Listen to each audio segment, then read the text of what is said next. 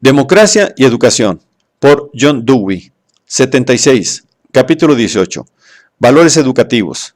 2. La valoración de los estudios. La teoría de los valores educativos comprende no sólo el dar cuenta de la naturaleza de la apreciación como determinadora de la medida de las valoraciones siguientes, sino también exponer las direcciones específicas en que ocurren estas valoraciones. Valorar significa primariamente alabar, estimar, pero secundariamente significa apreciar, tasar.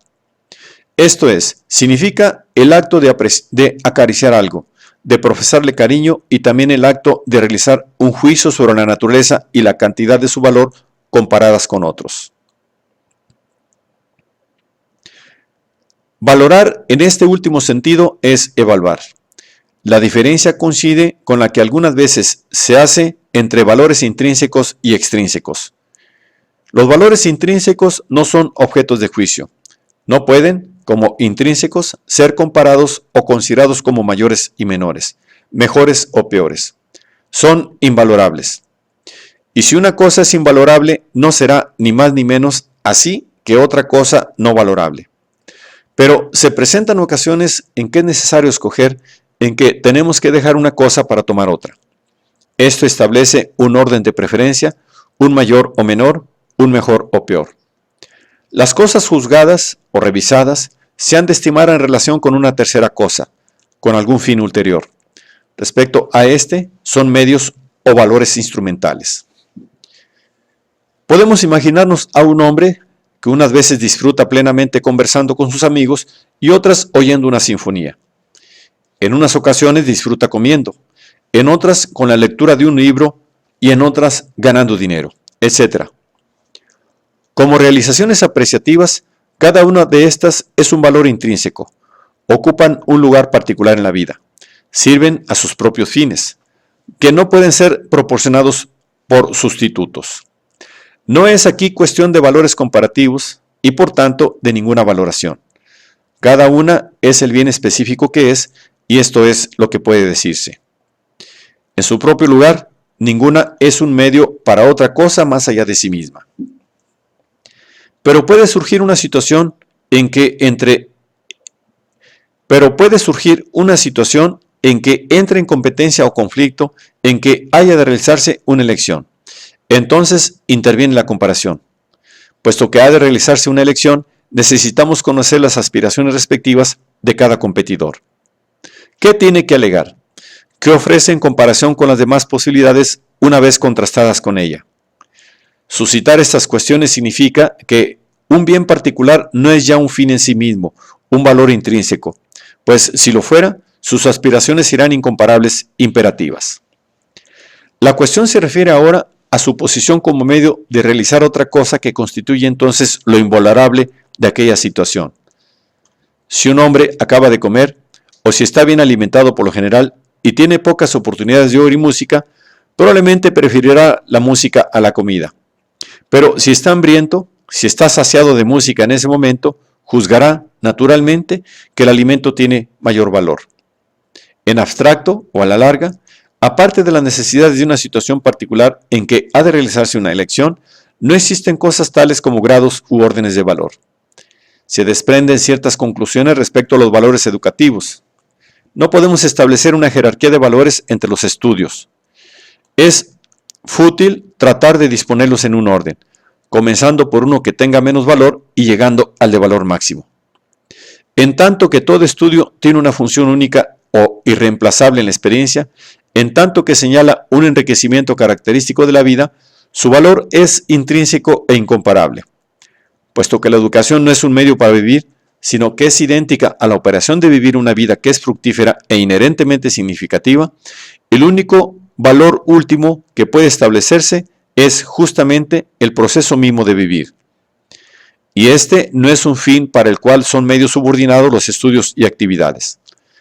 Es el todo del cual ellos son parte integrantes.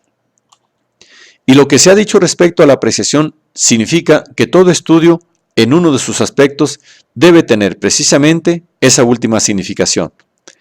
Tan verdad es de la aritmética como de la poesía que en algún lugar y en algún tiempo deben ser bienes que han de apreciarse por sí mismos, justamente como una experiencia que se disfruta.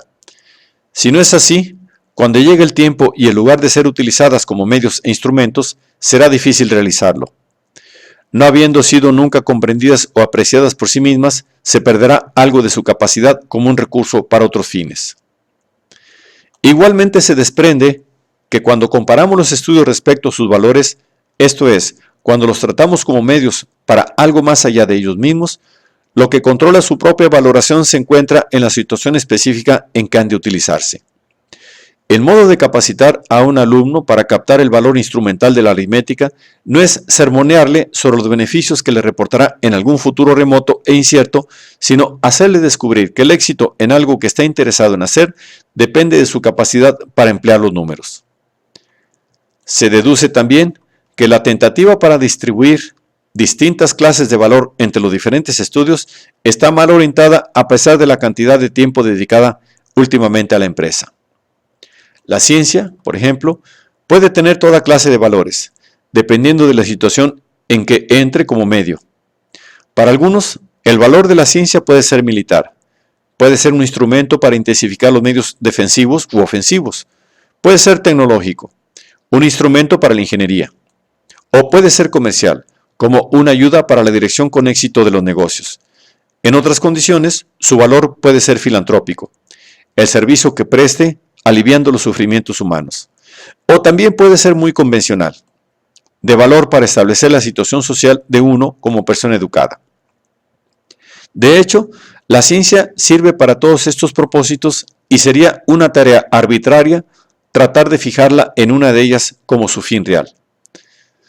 Todo aquello de que podemos estar pedagógicamente seguros es que la ciencia debe enseñarse para constituir un fin en sí en la vida de los estudiantes, algo que tiene valor por su propia, única e intrínseca contribución a la experiencia de la vida. Primariamente, debe tener un valor apreciativo. Si tomamos algo que parezca estar en el polo opuesto, como la poesía, se aplica el mismo principio. Puede ser que en el momento presente su valor principal consista en su contribución al goce del ocio, pero puede representar una condición degenerada más que algo necesario. La poesía ha estado aliada históricamente con la religión y la moral. Ha servido al propósito de penetrar en las profundidades misteriosas de las cosas. Ha tenido un enorme valor patriótico. Homero fue para los griegos una Biblia, un texto de moral, una historia y una inspiración nacional. En todo caso, puede decirse que una educación que no logra hacer de la poesía un recurso para los asuntos de la vida, tanto como para sus socios, tiene algo en ella que no vale, o bien que la poesía es una poesía artificial. La misma consideración se aplica al valor de un estudio o tema de un estudio con referencia a su fuerza motivadora. Los responsables de plantear y enseñar el programa de estudios deben tener razones para pensar que los estudios sistemas incluidos proporcionan un aumento directo en el enriquecimiento de las vidas de los alumnos y también materiales que pueden utilizarse en otros asuntos de interés directo.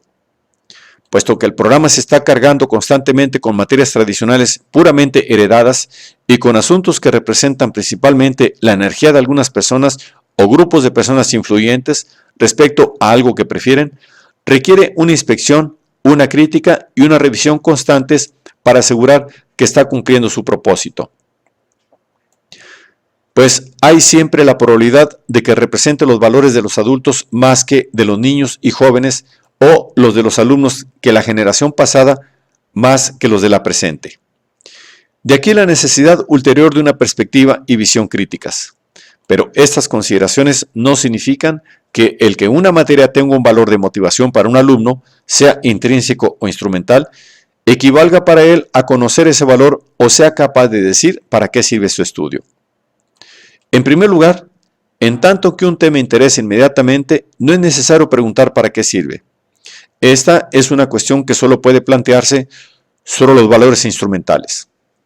Algunos bienes no son buenos para nada, son justamente bienes. Toda otra idea lleva a un absurdo, pues no podemos dejar de presentar cuestiones sobre un bien instrumental, sobre una cosa cuyo valor se halla en ser buena para algo, a menos que en algún punto haya algo intrínsecamente bueno, algo bueno en sí mismo. Para un niño sano que tiene hambre, El alimento es un bien de la situación. No tenemos que llevarle a la conciencia de los fines servidos por el alimento para proporcionarle un motivo para que coma. El alimento, en conexión con su apetito, es un motivo. Lo mismo se puede aplicar a los alumnos mentalmente ávidos respecto a muchos temas.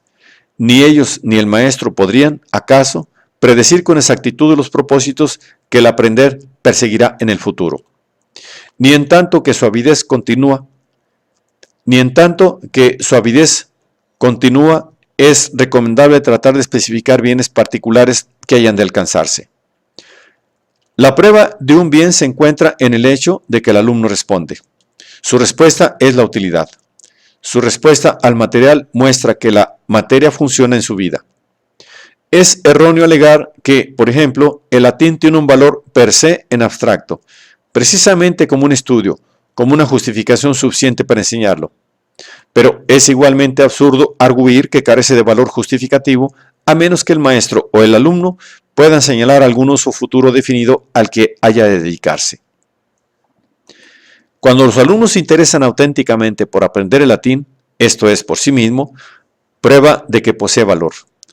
Lo más que está uno autorizado a preguntar en tales casos es si, en vista de la brevedad del tiempo, no hay otras cosas de valor intrínseco que tengan, además, mayor valor instrumental.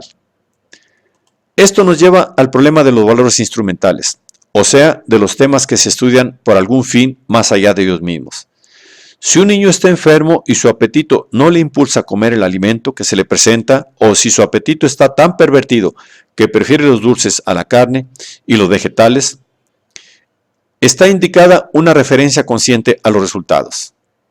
Se necesita hacerle consciente de las consecuencias como una justificación de valor positivo o negativo de ciertos objetos.